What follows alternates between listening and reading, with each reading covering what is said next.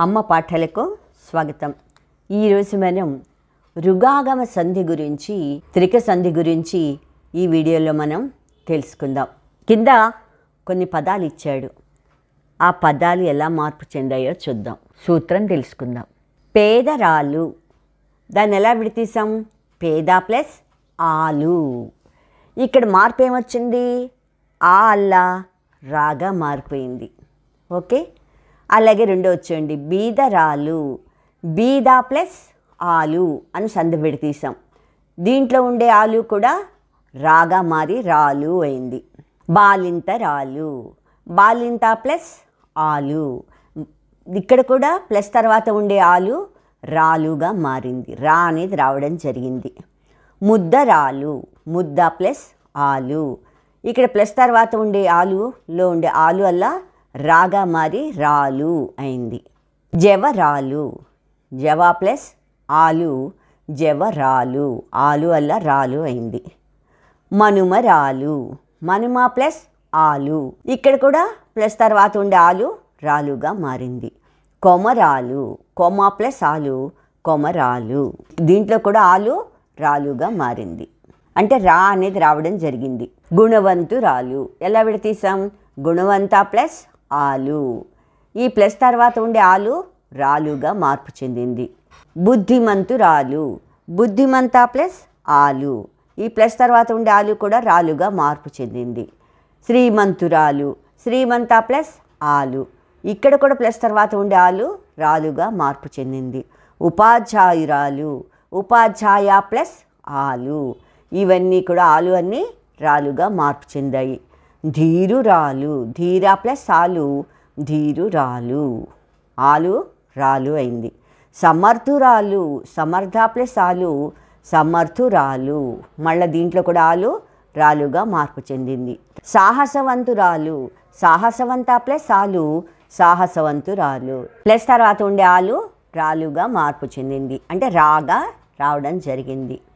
ఈ రాతో వచ్చే సంధి కనుక ఇది రుగాగమ సంధి. దీన్ని రుగాగమ సంధి అన్నారు. ఆలు రాలుగా మారింది, రుగాగమ సంధి అయింది. సూత్రం తీసుకుంటే మొదటి సూత్రం, కర్మధారయమునందు పేదాది శబ్దాలకు ఆలు శబ్దం పరమైనప్పుడు రుగాగమం వచ్చును అన్నాడు. అంటే ఏమిటి? కర్మధారే శబ్దాలు అయి ఉండాలి. ఉదాహరణకి పేదరాలు అంటే పేదదైన స్త్రీ, బీదరాలు బీదదైన స్త్రీ. ఇవన్నీ కర్మధారే సమాసాలు.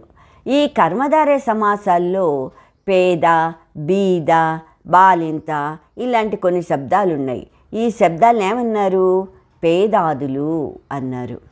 ఈ పేదాదుల శబ్దాలకు ఆలు శబ్దం పరమైనప్పుడు అంటే కర్మధారే సమాసానికి సంబంధించింది అయి ఉండాలి. పేద, బీద, బాలింత ఇలాంటి పేదాది శబ్దాలు అయి ఉండాలి. అలాంటి వాటికి ఆలు అనే శబ్దం వచ్చి కలిసినప్పుడు, ప్లస్ తర్వాత ఆలు శబ్దం వచ్చి కలిసినప్పుడు బీద ప్లస్ ఆలు, బీద ప్లస్ ర్ ప్లస్ ఆలు, బీదరాలు అలా మార్పు చెందాయి. ఇంతకుముందు మనం చెప్పుకున్నాం బాలింత ప్లస్ ఆలు, బాలింతరాలు అంటే బాలింత అయినటువంటి స్త్రీ. ఆ బాలింతైన అనేది కర్మధారే సమాసమైంది. ఆ కర్మధారే సమాసానికి ఆలు శబ్దం వచ్చి పరమైనప్పుడు అది రాలు అల్లా రాలుగా వచ్చేసింది. రుగాగమం వచ్చి ఆ అనే దీర్ఘం కనుక రా అనే దానికి దీర్ఘం వచ్చి రుగాగమం వచ్చిందనమాట. పేదరాలు, బీదరాలు, బాలింతరాలు అలా అయింది. అలాగే ముద్దరాలు అలా మార్పులు చెందాయన్నమాట. ఇంకా రెండవ సూత్రం ఉంది. ఈ రెండవ సూత్రంలో ఏమిచ్చాడు? కర్మధారయమునందు తత్సమ శబ్దాలకు ఆలు శబ్దం పరమగునప్పుడు అత్వానికి ఉత్వము రుగాగమము వచ్చును. అంటే కర్మధారే సమాసానికి సంబంధించిన శబ్దాలే ఉండాలి. మళ్ళా తత్సమాలు అయి ఉండాలి. తత్సమము అంటే దేనికి సమానం? సంస్కృత శబ్దాలకు సమానమైనటువంటి శబ్దాలు అయి ఉండాలి. అలాంటి వాటికి ఆలు శబ్దం పరమైతే దాంట్లో ఆకి ఊగా మారుతుంది, రుగాగమం వస్తుంది. ఉదాహరణ చూద్దామా? ధీరురాలు అనుంది. ధీరురాలు అన్నప్పుడు ధీర ప్లస్ ఆలు అని విడతీసాం.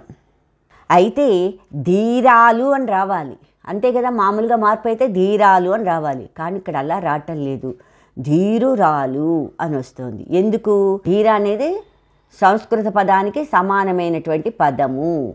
అందుకే ఇది తత్సమ పదము. ఈ తత్సమ పదానికి ఆలు అనే శబ్దం వచ్చి కలిసింది. కలిసినప్పుడు ఏమైపోయింది, దీంట్లో ఉండే ఆకి ఉత్వం వచ్చింది. అంటే రాకి ఊ వచ్చి రూ అయింది. ధీరు రాలు. ఆలు ఎలాగ రాలుగా మారుతుంది. కానీ దీంట్లో ఉండే ఆకి ఉత్వం వచ్చి ధీరు రాలు అయింది. ధీరు ప్లస్ ర్ ప్లస్ ఆలు, ధీరు రాలు. అంటే ర్ అనేది అదనంగా రావడాన్ని రుగాగమము అంటారు. అన్నిట్లలోనూ ఆలుకి బదులుగా అర్ర అనేది ఆగమంగా వచ్చింది. ఆ అర్ర అనేది ఆగమంగా వచ్చి సంధి జరుగుతోంది కనుక ఇది రుగాగమ సంధి. ఇంతకుముందు మనం చెప్పుకున్నట్టుగా పేద, బీద, బాలింత ఇవన్నీ కూడా కర్మధారయ సమాసానికి సంబంధించిన పదాలు. పేదదైన స్త్రీ, బీదదైన స్త్రీ, బాలింతైన స్త్రీ, ఇలాంటివన్నీ కూడా కర్మధారయ సమాసానికి సంబంధించిన పదాలు. ఈ పేద, బీద, బాలింత అనేవి కూడా పేదాది శబ్దాలు అంటాడు. వీటికి ఆలు శబ్దం పరమైతే ఏమవుతుంది, ఆలు అల్లా రూ అనేది ఇర్ర అనేది ఆగమంగా వచ్చి పేద ప్లస్ ర్ ప్లస్ ఆలు పేదరాలు, బీద ప్లస్ ర్ ప్లస్ ఆలు బీదరాలు, బాలింత ప్లస్ ర్ ప్లస్ ఆలు బాలింతరాలు. ర్ అనేది ఆగమంగా రావడంతో రుగాగమ సంధి అయింది.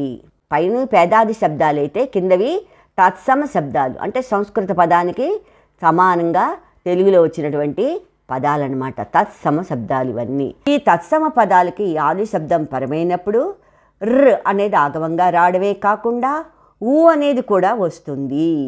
అంటే అత్వానికి ఉత్తం వస్తుంది అన్నాడు. గుణవంతురాలు ఉంది. గుణవంత ప్లస్ ర్ ప్లస్ ఆలు, గుణవంతు రాలు, రాలు అయింది. అయితే తూ అనేది ఎలా వచ్చింది, తాకది ఇక్కడ అన్నప్పుడు ఇక్కడ ఏమని చెప్పాడు, అది అత్వానికి ఉత్వం వస్తుంది. అంటే ఆ బదులుగా ఊ అవుతుంది.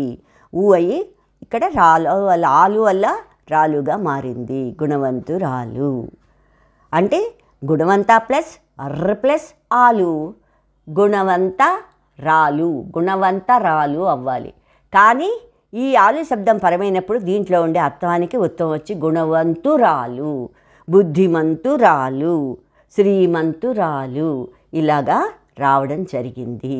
ఈ ర్ అనేది ఆగమంగా వచ్చి రుగాగమ సంధి అయిందనమాట. మీకు ఈ సంధి బాగానే అర్థమైందని అనుకుంటున్నాను. అలాగే త్రిక సంధి గురించి కూడా మనం ఈ వీడియోలోనే తెలుసుకుందాం. ఇక్కడ కొన్ని పదాలు ఇచ్చాడు చూడండి. ఈ పదాలన్నీ ఉన్నాయి కదా, ఈ పదాల్లో సంధి విడతీసినప్పుడు ఎలా విడతీసాం, ఎలాంటి మార్పులు వచ్చాయి అనేది చూద్దాం. అచ్చోటు అన్నప్పుడు ఆ ప్లస్ చోటు, ఆ అనే దాంట్లో దీర్ఘం ఉంది. ఇక్కడ ఏమైంది, దీర్ఘం లేదు. ఆ ప్లస్ చోటు అన్నాం. ఇక్కడ ఏమైంది, ద్విత్వం వచ్చింది. అంటే సేమ్ ఒత్తు వచ్చింది, ద్విత్వం వచ్చింది. ఈ దీర్ఘం పోయింది, మామూలుది వచ్చింది. ఇక్కడ ద్విత్వం లేదు, ఇక్కడ ద్విత్వం వచ్చింది. అది మార్పు కదా. అలాగే ఈ విధము సంధి విడతీసినప్పుడు ఈ దీర్ఘమున్న ఈ వచ్చింది. విధము అన్నప్పుడు ఇక్కడ ద్విత్వం లేదు, సంధి కలిపిన తర్వాత ద్విత్వం వచ్చింది. ఇక్కడ దీర్ఘం ఉన్నదల్లా హ్రస్వమైంది. ఏ ప్లస్ కాలము, ఏ అన్నప్పుడు దీర్ఘం వచ్చింది, ఇక్కడ హ్రస్వం ఉంది. ఇక్కడ కాలము అన్నప్పుడు ప్లస్ తర్వాత ఉండే కాకి ద్విత్వం వచ్చి ఎక్కాలము, ఎక్కాలము అయింది. అలాగే ఇక్కాలము, ఈ సంధి విడతీస్తే దీర్ఘం వస్తుంది, సంధి కలిపిన తర్వాత దీర్ఘం పోయి హ్రస్వం ఉంటుంది. కాలము ప్లస్ తర్వాత దానికి ద్విత్వం వచ్చి కా కింద కావొత్తు వస్తుంది, ఈ కాలము అయింది. అలాగే అవ్వాడు, ఆ ప్లస్ వాడు దీర్ఘం వచ్చింది, ఇక్కడ దీర్ఘం లేదు, హ్రస్వమైంది. వాడు, వాడులో ద్విత్వం లేదు, కలిపిన తర్వాత ద్విత్వం వచ్చింది. ఇవ్వీటి విడతీస్తే ఏమొచ్చింది, ఈ దీర్ఘం ఉంది, కలిపిన తర్వాత దీర్ఘం పోయి హ్రస్వం వచ్చింది. వి ప్లస్ తర్వాత దానికి ద్విత్వం వచ్చింది కలిపిన తర్వాత. మహాసాధ్వి, ఆ ప్లస్ మహాసాధ్వి, ఆ అన్న దాంట్లో దీర్ఘం ఉంది, సంధి కలిపిన తర్వాత దీర్ఘం పోయి హ్రస్వం వచ్చింది. మహాసాధ్వి, మహాసాధ్వి అన్నప్పుడు దీంట్లో ద్విత్వాక్షరం లేదు, కలిపిన తర్వాత మాత్రమే ద్విత్వం వచ్చింది. అప్పులి సంధి విడతీసేటప్పుడు ఆ దీర్ఘం వచ్చింది, ఆ దీర్ఘం కాస్త ఇక్కడ హ్రస్వం అయిపోయింది కలిపిన తర్వాత. పులి, దీనికి ద్విత్వం వచ్చి అప్పులి అయింది. అక్కడ, ఆ ప్లస్ కడ, ఆ దీర్ఘం, అది కలిపిన తర్వాత హ్రస్వమైంది. కడ అన్నప్పుడు కాకి ద్విత్వం వచ్చి కలిపిన తర్వాత అక్కడ అయింది.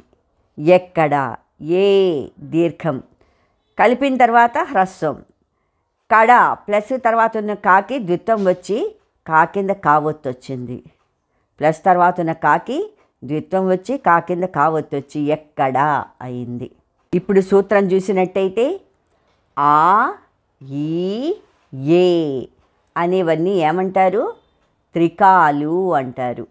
ఆ, ఈ, ఏ ఇలాంటి వాటిని త్రికములు అంటారు. ఈ త్రికాలతో ఏర్పడే సంధి కనుక దీనికి త్రిక సంధి అనే పేరు వచ్చింది. ఆ, ఈ, ఏ అనే ఈ త్రికాలకి ఇవేమిటి? వా కానీ, మా కానీ, పా కానీ, కా కానీ ఇవన్నీ కూడా ఏమిటి? అసంయుక్త హల్లులు. అంటే ఎటువంటి ఒత్తు లేనటువంటి హల్లుల్ని అసంయుక్త హల్లులు అంటారు. వీటికి ఏ ఒత్తులు ఉండవు. ఎటువంటి ఒత్తులు లేనటువంటి ఈ హల్లులు వచ్చి పరమైనట్టయితే ఏమొస్తుంది? వాటికి ద్విత్వం బహుళంబుగా నగు, వాటికి ద్విత్వం వస్తుంది. ఆ ప్లస్ మహాసాధ్వి అన్నప్పుడు ఆ మాకి మా ఒత్తు వస్తుంది, మహాసాధ్వి. ఆ ప్లస్ పులి అనే త్రికానికి అసంయుక్త హల్లైనటువంటి పువ్వు వచ్చి పరమైతే దానికి ద్విత్వం వచ్చింది, పులి అయింది. ఆ ప్లస్ కడ అన్నప్పుడు కాకి ద్విత్వం వచ్చి కడ అయింది.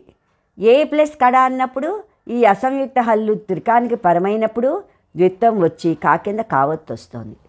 అది ఒక సూత్రం. అంటే ఫస్ట్ సూత్రం ప్రకారంగా అక్కన్య అన్నప్పుడు మనం ఎలా విడతీసాం? ఆ ప్లస్ కన్య అని విడతీస్తాం. ఇక్కడ ఈ త్రికానికి అసంయుక్త హల్లైనటువంటి కా వచ్చి పరమైనప్పుడు దీనికి ఏమైంది? ద్విత్వం వచ్చింది, అంటే కా కింద కావత్తు వచ్చింది. ఓకే. రెండవ సూత్రం ప్రకారంగా ఏమవుతుంది? ఈ ద్విరుక్తమైనటువంటి హల్లు వచ్చి పరమైనప్పుడు దీర్ఘానికి హ్రస్వం వస్తుంది.